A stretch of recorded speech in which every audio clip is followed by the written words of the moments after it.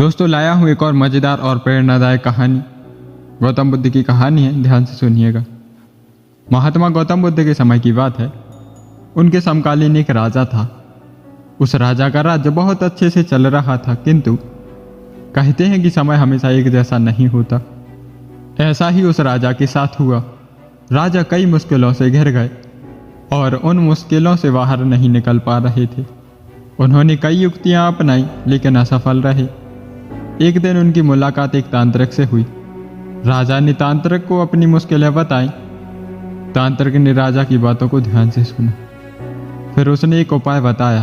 तांत्रिक ने कहा, आपको पशु बलि देनी पड़ेगी, तभी आपकी मुश्किलों का समाधान हो पाएगा।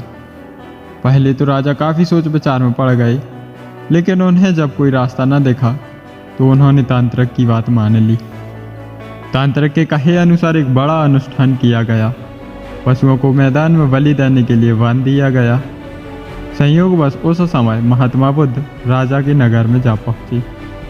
वे उसी स्थान से गुजर रहे थे जहां पर राजा ने अनुष्ठान कराया था। महात्मा बुद्ध ने जब देखा कि निर्दोष पशुओं की बलि दी जाने वाली है, तो वे राजा के पास गए और बोले, राजन, आप इन निर्दोष पशुओं को क्यों मारने जा रहे हैं? राजा बोले, महात्मा जी, मैं इन्हें मारने नहीं, अपितु अपने राज्य के कल्याण के लिए इनकी बलि देने जा रहा हूँ, जिससे सारे राज्य का कल्याण होगा। महात्मा बुद्ध बोले, क्या किसी निर्दोष जीव की बलि देने से किसी का भला हो सकता है? थोड़ा सा रुककर महात्मा बुद्ध ने जमीन से एक तिनका उठाया और राजा को देते हुए कहा। राजा ने तिनके के 2 टुकड़े कर दिए। बुद्ध बोले, इसे अब पुनः जोड़ दें। राजा बोले, महात्मा जी, यह आप कैसी बात कर रहे हैं? इसे तो अब कोई भी नहीं जोड़ सकता।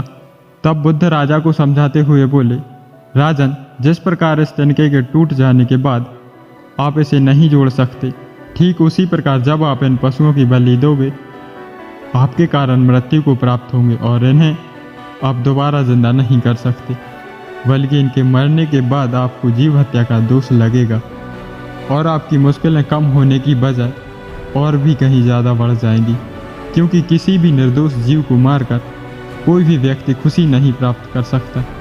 आपकी समस्या का हल निर्दोष जीवों को मारने से कैसे हो सकता है? आप राजा हैं, आपको सोच विचार कर निर्णय लेना चाहिए। अगर आप सच में मुश्किलों का हल चाहते हैं तो दिमाग से काम लीजिए। मुश्किलें तो आती जाती रहती हैं, यही जिंदगी का सच है। निर्दोष को मारने से समस्याएं समाप्त नहीं होंगी, बल्कि उसका हल आपको बुद्धि से ही निकालना होगा। ऐसी बात सुनकर राजा ने गौतम बुद्ध से क्षमा मांगी और ऐलान करवा दिया कि उनके राज्य में कभी किसी निर्दोष जीव की हत्या नहीं होगी।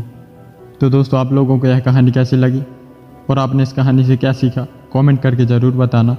और इसी तरह की कहानियाँ सुनने के लिए वीडियो को लाइक करें, शेयर करें और चैनल को सब्सक्राइब करें। मिलते हैं अगली वीडियो में एक और नई मज़ेदार कहानी के साथ। धन्यवाद।